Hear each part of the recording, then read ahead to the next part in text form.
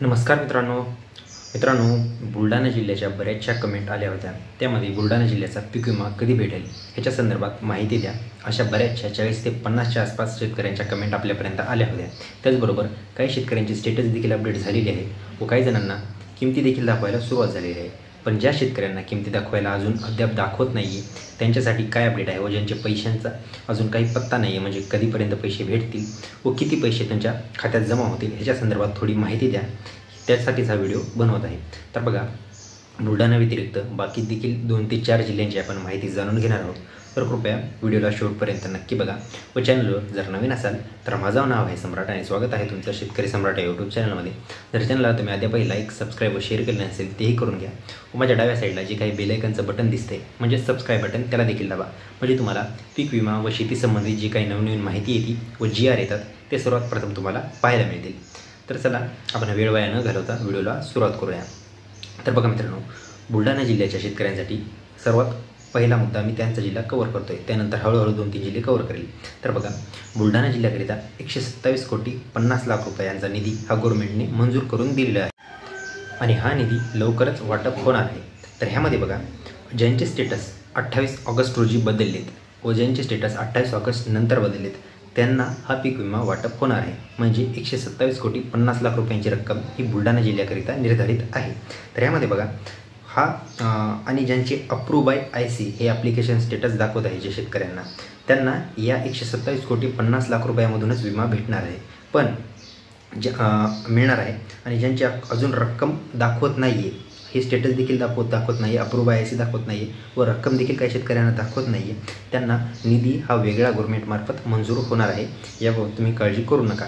जसाच तो निधी मंजूर होईल त्याची देखील अपडेट मी व्हिडिओला तुम्हाला देऊन टाकेल। तर बघा, ही होती बुलढाणा जिल्ह्याची अपडेट। आता त्याच्याचबरोबर बघा, आता नाशिकच्या काही तालुक्यांमध्ये वाटप झालं होतं पण काही तालुक्यामध्ये अद्याप वाटप झालेलं नाही आहे। आता बघा, चांदवड व मालेगाव, त्याचबरोबर निफाड, सिन्नर, येवला, त्र्यंबकेश्वर, इगतपुरी, त्यानंतर दिंडोरी, पेठ, सुरगाणा, देवळा, कळवण आणि बालघाणा ह्या तालुक्यांमध्ये तुरळक शेतकऱ्यांना रक्कम वाटप झालेली आहे, पण अद्यापही बाकी शेतकऱ्यांना रक्कम वाटप झालेली नाही आहे। तर कृपया तुम्ही 6 तारखेपर्यंतची वाट बघा।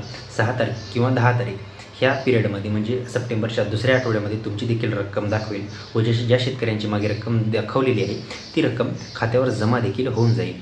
6 तारखेपर्यंत होऊ शकते। ह्याच्यामध्ये जर अजून काही डेट आल्या किंवा अजून काही बदल झाला तो देखील मी चॅनलच्या मार्फत तुम्हाला नक्कीच सांगेल। तर बघा, ही नाशिक जिल्ह्याची होती अपडेट।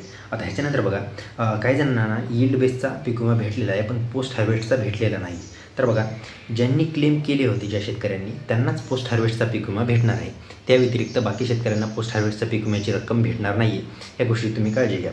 त्यामध्ये बघा, ज्यांची रक्कम 0 दाखवत आहे त्यांचा 10 सप्टेंबरला ॲप्लिकेशन स्टेटस बदलणार आहे, म्हणजे नाशिक जिल्ह्याचंच नाही, नाशिक, बुलढाणा व बाकी उर्वरित जे काही जिल्हे राहिले त्या सर्व जिल्ह्यांचं 10 सप्टेंबरच्या आसपास स्टेटस बदलणार आहे, ज्यांचा अद्यापही स्टेटस बदललेलं नाही आहे ह्या शेतकऱ्यांसाठी।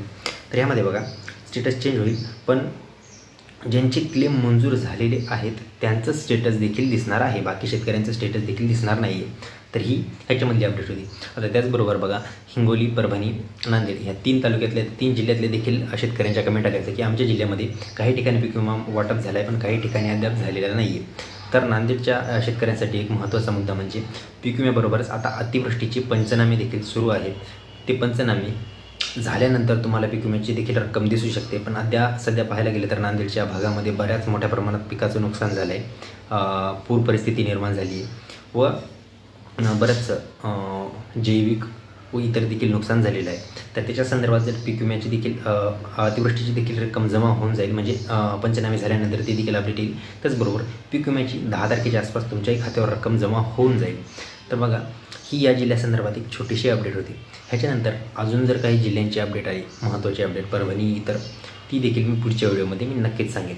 तर चला, माहिती जर महत्त्वाची वाटली असल्यास व्हिडिओला लाईक करा, शेअर करा व सबस्क्राईब करा। तर भेटूया पुढच्या व्हिडिओमध्ये, तोपर्यंत नमस्कार।